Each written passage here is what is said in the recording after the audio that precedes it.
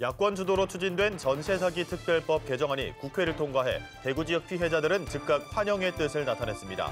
변수는 대통령의 거부권 행사입니다. 대구 노령화 지수가 전국에서 세 번째로 높고 독거노인 가구 비율은 전국에서 두 번째로 높은 것으로 나타났습니다. 반면 청년층 순유출 인구는 두 번째로 많아 전반적으로 대구 인구가 늙어가고 있습니다.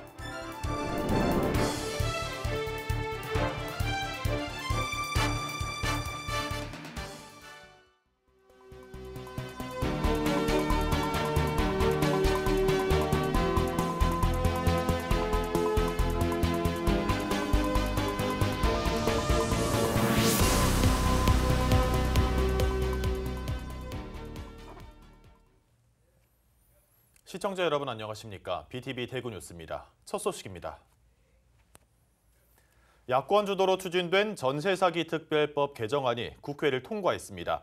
전세 사기 피해자들이 구제받을 수 있는 길이 열린 건데요. 대구 지역 피해자들은 즉각 환영의 뜻을 나타냈습니다.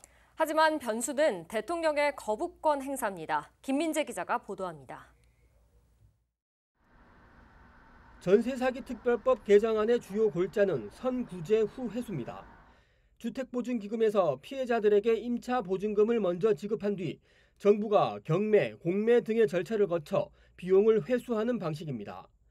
임차 보증금 한도 역시 3억 원 이하에서 5억 원 이하로 올려 전세 사기 피해자로 결정받을 수 있는 대상 범위를 넓혔습니다. 국회는 본회의를 열어 야권 주도로 추진된 전세 사기 특별법 개정안을 통과시켰습니다. 대구시에 접수된 전세 사기 피해 건수는 모두 474건, 피해 규모는 총 555억 원에 달합니다. 대구 지역 전세 사기 피해자들은 즉각 성명을 내고 꽉 막힌 절망의 벽 안에 갇힌 피해자들에게 숨쉴 구멍을 만들어준 거라며 환영의 뜻을 나타냈습니다. 하지만 국민의힘이 표결에 불참한 데 대해서는 강한 불만을 표시했습니다. 통과하기 위해서 많은 야당에서 노력을 해주신 건 정말 감사하고요. 그렇지만 이게 진짜 민생 법안인데도 불구하고 국민의힘에서는 정쟁의 요소로 삼고 지금 이렇게 하고 있다는 거에 대해서 분노만 좀 많이 치우고 정부는 여전히 특별법 개정안을 강하게 반대하고 있습니다. 집행이 거의 불가능하다고 저는 생각을 합니다. 그리고 뭐 국민주택기금으로 갚는 게 맞느냐 안 맞느냐 하는 그것도 논쟁이 있었지만 우선 실무적으로 굉장히 집행이 지난한 법안이라서 굉장히 좀 곤란한 입장에 있다는 말씀이고. 대통령의 거부권 행사 역시 변수입니다. 벌써 8번째 희생자가 나왔습니다. 이것은 사회적 재난 수준이라고 보고 있고요. 이 문제를 대통령이 외면해서는 절대로 안 된다라고 생각을 합니다. 외면을 한다는 것은 바로 민생을 책임지지 않겠다라는 선언하고도 같다고 생각을 하고 있기 때문에 대통령이 반드시 이 부분에 대해서 받아들여 줄 것을. 대통령이 거부권을 행사할 경우 이 법안은 21대 국회 종료와 함께 자동 폐기됩니다. 이렇게 되면 전세 사기 피해자들을 구제할 수 있는 방안 마련은 또 상당한 시간이 소요될 전망입니다. BTV 뉴스 김민재입니다. 대구가 늙어가고 있습니다. 노령화 지수가 10년 전보다 97%포인트나 증가해 전국에서 세 번째로 높고 독거노인 가수 비율은 전국에서 두 번째로 높습니다. 반면 합계 출산율은 0.7명, 청년층 순유출은 전국에서 두 번째로 많습니다. 초고령 사회로 접어든 실버대구의 현실에 대응한 정책 마련이 요구됩니다. 우성문 기자의 보도입니다. 대구가 늙어가고 있습니다. 농촌이 아닌 대도시임에도 초고령 사회로 접어들었습니다. 동북지방통계청이 지난해 기준으로 10년 동안의 전국 시도 간의 지표 비교를 통해 대구의 변화상을 살펴보니 전국 대도시 가운데 고령화 현상이 상대적으로 두드러졌습니다. 대구 인구는 10년 전보다 4.4% 감소한 237만 명으로 서울, 부산, 인천에 이어 네 번째 규모이고 같은 기간 전국 인구 감소율 1.2%보다 인구 감소폭이 컸습니다. 대구 시민의 중위 연령은 46.9세로 10년 전보다 6.7세 많아졌는데 같은 기간 전국 중위 연령이 5.9세 높아진 것보다 약 1살 더 많고 전국 특광역시 중 두 번째로 연령이 높습니다. 노령화 지수도 97%포인트 증가한 176%로 전국 세 번째.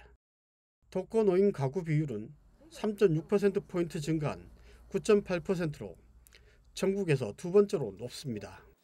합계 출산율은 10년보다 0.43명 감소한 0.7명이고 지난해 인구 순유출은 5,288명이 줄었는데 특히 청년 순유출이 6,225명으로 전국 특광역시 중 두 번째로 많습니다.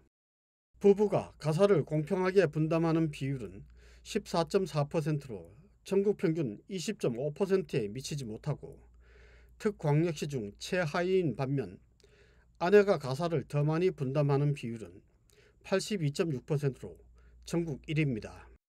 가족관계 만족도와 전반적인 삶의 만족도는 각각 59.6%와 37.6%로 전국에서 최하위권입니다. 이와 함께 지난해 대구의 외국인 인구는 33,305명으로 10년 전보다 42.9% 증가했지만 내국인 1000명당 외국인 비율은 14명으로 다른 시도에 비해 상대적으로 적은 편입니다. BTV 뉴스 우성문입니다. 형사처분이나 보호처분을 받고 출소한 사람을 법무보호 대상자라고 하는데요. 7쌍의 법무보호 대상자들이 주변의 도움을 받아 늦은 결혼식을 올렸습니다. 그 현장을 천혜열 기자가 다녀왔습니다. 신랑 신부 7쌍이 버진로드를 따라 입장합니다. 둘이 함께 걷는 첫 번째 길을 많은 사람들이 환호와 박수로 맞이합니다. 이들은 형사처분이나 보호처분을 받고 출소한 이른바 법무보호 대상자. 때를 놓쳤거나 아니면 경제적 어려움으로 사실혼 관계를 맺어온 이들이 늦은 결혼식을 올리게 된 겁니다. 이렇게 결혼식 할 일이 있겠나 했는데 이번에 결혼식 하게 돼서 좀 많이 감사하고 좀 많은 좀 감사함이 좀 크고요. 앞으로는 좀 이제 지금보다는 좀 더 나은 삶을 살 수 있도록 열심히 해서 이렇게 바뀌는 사람이 되도록 노력해 보겠습니다. 늦은 결혼식만큼 신랑 신부의 감회는 새로울 수밖에 없습니다. 결혼식 자체가 좋은 추억이 되는 것은 물론 평탄하지 않은 삶을 살았던 이들에게 새로운 희망이 될 수 있기 때문입니다. 부모님한테는 죄스러운 일도 많았는데 앞으로 다시 잘 살아보겠다는 약속을 드리고 저희 아내한테는 그동안 마음고생이 되게 많이 했을 건데 앞으로 제가 열심히 일하면서 더 아껴주고 더 사랑할 수 있도록 노력하겠습니다. 법무보호 대상자들의 합동 결혼식은 대구지방검찰청과 법무부 법무보호위원 대구지부협의회 등 주변의 여러 사람들의 후원으로 열리게 됐습니다. 이들을 위한 합동 결혼식은 1983년 처음 시작돼 지금까지 41차례에 걸쳐 337쌍이 결혼식을 올렸습니다. 이러한 행사를 통해서 보호 대상자들에게 꿈과 희망을 부여함으로써 범죄로부터 유혹을 벗어날 수 있습니다. 대구지부협의회에서는 지속적으로 중점 사업으로 실시할 계획입니다. 법무보호 대상자 부부의 늦은 결혼식은 이들에게 안정된 가정을 만들어주는 계기가 되고 있습니다. 또 이들이 당당한 사회 구성원으로 살아갈 수 있는 또 한 번의 새로운 출발이 되기도 했습니다. BTV 뉴스 천혜열입니다.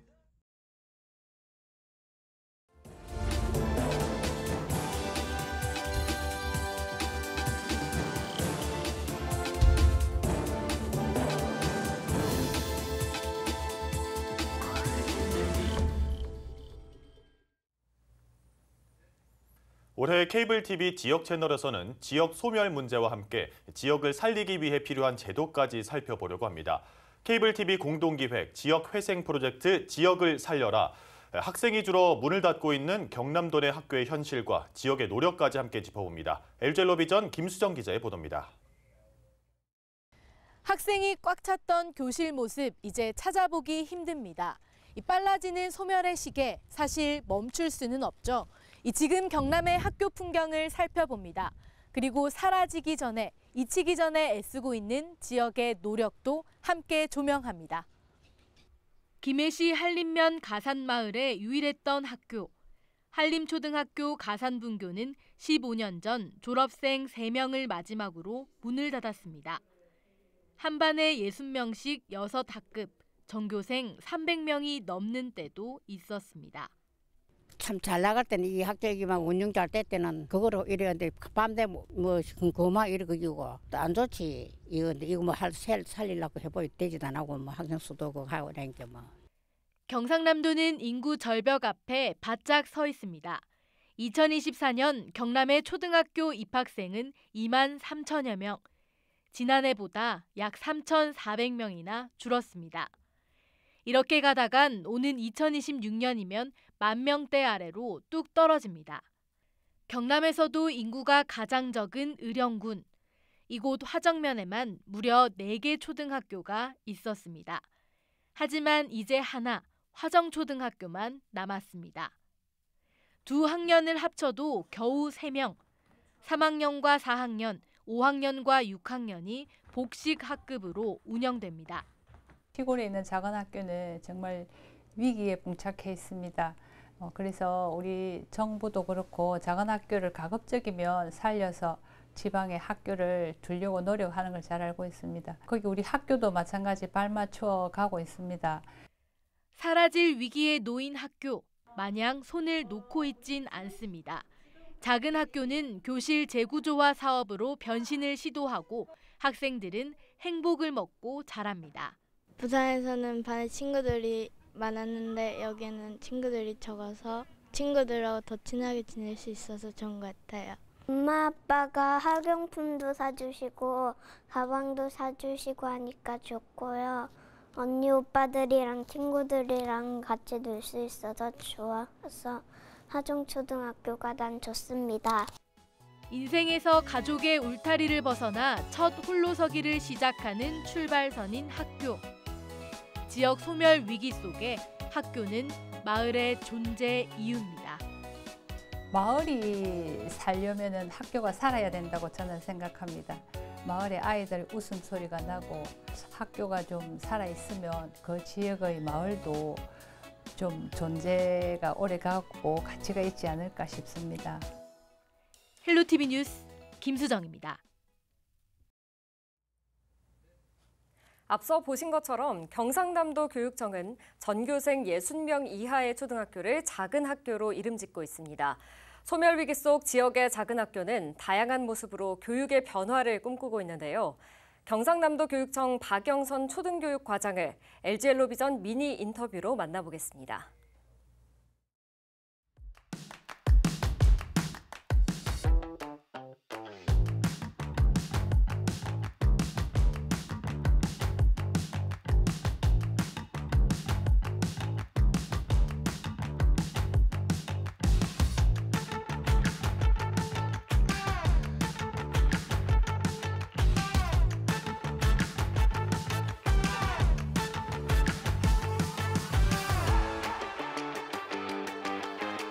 교육청과 도청과 또 지자체 그리고 LH가 임대주택도 짓고 정주 환경도 좀 개선하고 이렇게 해서 고성의 영호초등학교부터 남해의 상주초등학교까지 이렇게 시작을 해서 지금 10개 학교가 작은 학교 살리기 사업을 하고 있습니다. 이 학교들은 학생 수도 많이 늘어나고 또 그곳에 정주하고 있는 인구도 많이 늘어나는 그런 효과를 지금 가져오고 있습니다.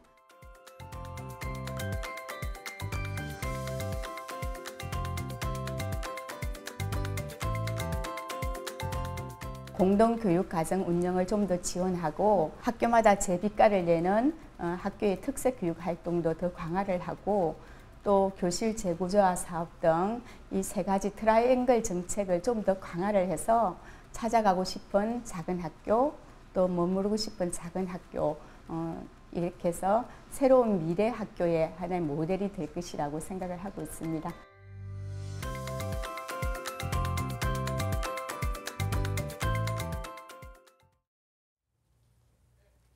네, 다음 소식입니다. 상습적으로 허위 신고를 해온 50대 남성이 법의 심판을 받게 됐습니다. 사람을 죽였다는 허위 신고로 경찰이나 소방 등의 공권력 낭비를 초래했는데 이 남성 지난해부터 이런 허위 신고 사례만 100건이 넘습니다. 박상현 기자의 보도입니다. 지난달 25일 오전 7시쯤 구미경찰서로 사람을 죽였다는 내용의 신고가 접수됐습니다. 신고를 받은 경찰은 형사 등 경찰 7명과 소방까지 동원해 현장을 찾았지만 해당 신고는 거짓이었습니다. 문을 안 여준 사항이어가지고 저희가 소방한 때까지 이제 그 공동대응 요청을 했던 사항이었고요. 그런데 그런 상황에서 이제 문을 열어주게 되어가지고 들어가서 이제 확인을 하게 된 건입니다. A 씨는 경찰 조사에서 술을 마신 상태에서 취기로 허위 신고를 한 것이라고 자백했습니다. 이 남성, 지난해부터 이런 허위 신고 사례만 100건이 넘는 것으로 드러났습니다. 허위 신고는 공권력 낭비를 초래해 정작 필요한 치안 수요에 대응을 못할 수 있습니다. 경찰은 A 씨를 즉결 심판이 아닌 공무집행 방해죄를 적용해 검찰로 넘겼습니다. 이렇게 수차례 100건 넘게 허위 신고를 하면서 그동안 대단히 많은 이제 경찰의 그 행정력 낭비가 있었을 거라 생각하고 이번에는 엄정히 대응하기 위해서 이제 발생 보고를 하고 위계에 의한 공무집행 방해로 이제 입건해서 수사하게 된 것입니다. 최근 3년간 전국의 허위 신고 건수는 모두 13,000여 건으로 매년 늘어나는 추세입니다. 하지만 처벌은 고작 60만 원 이하의 벌금이나 출동 경찰에 대한 손해배상이 전부입니다. 오는 7월 112 신고처리법이 시행되면 허위 신고자에게 최대 500만 원 이하의 과태료를 부과하는 등 처벌 수위가 높아질 전망입니다. HCN 뉴스 박상현입니다. 지구온난화가 지속되면서 생태계도 변화하고 있습니다. 고온 현상에 최근 참 진드기가 늘고 있다고 하는데요. 참 진드기에 물려 걸리는 질병 가운데 중증 열성 혈소판 감소 증후군이 특히 치명적입니다. 김효정 기자가 참 진드기에 물렸을 때 질병의 증상과 예방법을 정리했습니다. 올여름 기온이 평년보다 높을 거라는 관측 속에 참진드기 주의보가 내려졌습니다. 보건당국이 발표한 참진드기 감시 사업 결과 참진드기 발견 규모를 뜻하는 지수가 지난해 대비 30%가량, 평년에 비해선 37.5% 늘었습니다. 참진드기에 물리면 각종 감염병을 일으킬 수 있는데 특히 위험한 질병은 중증 열성 혈소판 감소 증후군입니다. 중증 열성 혈소판 감소 증후군의 주 증상으로는 38도 이상의 고열과 오심, 구토, 설사 등의 소화기 증상이 있으며 심할 경우 의식소실 및 혈소판이 감소하는 증상으로 국내 첫 환자가 보고된 2013년 이후 지난해까지 1,895명의 환자가 발생했는데 이 가운데 355명이 사망해 치명률이 19%에 이릅니다. 지난 10일엔 올해 첫 사망자도 발생했습니다. 강원도 홍천에서 80대 남성이 중증 열성 혈소판 감소 증후군 양성 판정을 받고 병원 입원 열흘 만에 숨졌습니다.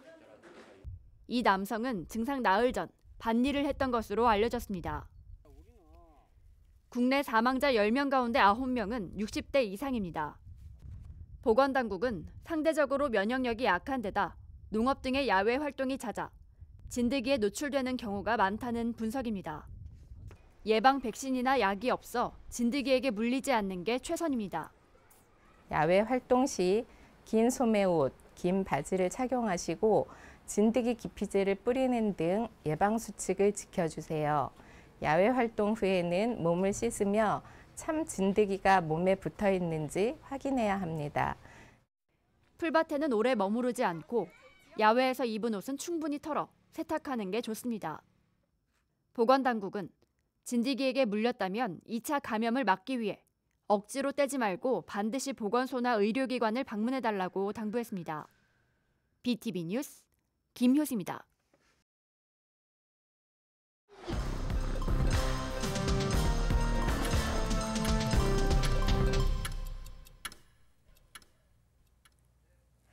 대구참여연대가 경찰이 불송치한 홍준표 대구시장의 공직선거법 위반 혐의 사건에 대해 고위공직자범죄수사처에 수사를 요청했습니다. 대구참여연대는 홍 시장만 소환 조사하지 않는 등 대구경찰청을 신뢰할 수 없다며 공수처에 수사를 의뢰했다고 밝혔습니다. 대구참여연대는 지난해 2월 대구시가 공식 유튜브에 홍 시장의 개인 업적을 홍보하고 있다며 홍 시장과 담당 공무원을 고발했지만 경찰은 지난 3일 담당 공무원 3명만 혐의가 있다고 판단해 홍 시장만 송치하지 않았습니다. 생체 재료 분야 세계 최대 국제학술대회인 제12차 세계 생체재료학회가 60여 개국 4천여 명의 전문가들이 참석한 가운데 오는 31일까지 엑스코에서 열립니다. 1980년부터 4년마다 열리고 있는 생체재료학회의 이번 대회에선 생체재료의 융합, 미래 의료를 위한 비전이란 주제로 세계 생체재료 분야 전문가들이 최신의 연구 성과를 공유합니다. 특히 미국의 저명한 과학자인 매사추세츠 공대 파울라 하몬드 교수를 비롯한 7인의 기조 강연과 심포지엄, 워크숍, 젊은 과학자 포럼 등 다양한 프로그램이 진행됩니다. 달성군이 보호 대상 아동이 가족을 만날 수 있는 가치와 가치 있는 따뜻한 한 끼 사업을 진행합니다. 이 사업은 현재 보호자가 없는 보호 대상 아동과 원가족의 긍정적인 관계 회복을 목적으로 시작해 올해로 3년째 이어지고 있습니다. 달성군은 이들 가족의 관계 개선을 위해 면접 교섭 대상 아동이 가족과 함께 식사를 하며 소통과 화합할 수 있는 기회를 제공할 예정입니다. 6월 한 달 동안 진행될 이번 사업에는 보호 대상 아동 중 가족과 정기적으로 교류를 이어오고 있는 원가정 10가구 40여 명이 참여합니다.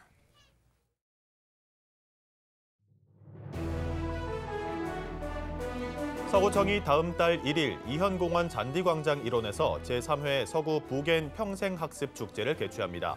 축제는 평생학습의 의미를 되새길 수 있는 공연과 이색 체험 부스 등의 프로그램으로 구성돼 있습니다. 중구청이 이달부터 철거한 불법 현수막을 에코백이나 장바구니 등으로 활용하는 사업을 시작했습니다. 또 중구는 각 부서에서 현수막을 제작할 때 친환경 현수막을 제작하도록 했습니다.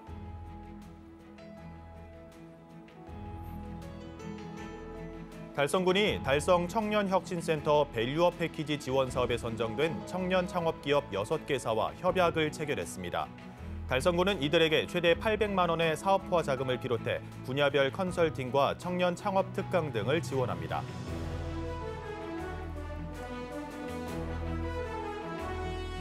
월배중학교 김서현 선수가 제53회 전국 소년체육대회 100m 허들에서 여중부 한국 신기록을 경신했습니다. 13초 67로 25년 만에 기록을 경신하며 대한육상연맹 최우수 선수로 선정되기도 했습니다.